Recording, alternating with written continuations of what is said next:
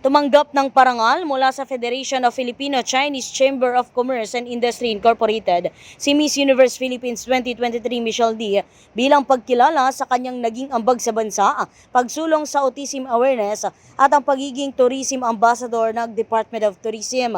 Dinaluhan ang pagpupulong ng iba't ibang miyembro ng FFCC-CII, partikular si President Dr. Cecilio Pedro, EVP Victor Lim at iba pang opisyal ng pribadong sektor.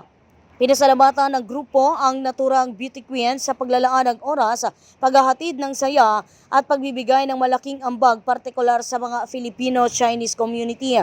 Matatandaan na si Michelle ang apo ng yumaong dating FFCCII na si Vice President D.K. Chong at pamangkin ng yumaong dating PCCC President na si Lumber King D.C. Chuan.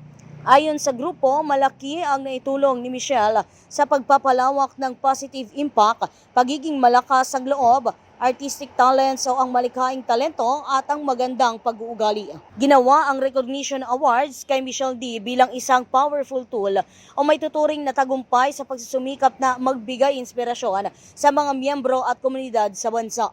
Sa kasalukuyan, patuloy na susuportahan at may kipag-ugnayan ng Filipino-Chinese community para sa federasyon maging ang pagbibigay donasyon, pamamahagi ng mga relief box at iba pang operasyon. Umasa naman ang grupo na may pagpapatuloy ni Michelle D ang pagbabahagi ng kanyang talento na mag-iiwan ng pribileyo sa publiko. Ito si Patrol 30 Jelle Mendez nag-uulat para sa impilang metodong lakas sa DWIZ, nagbabalita ng tama, naglilingkod ng tama.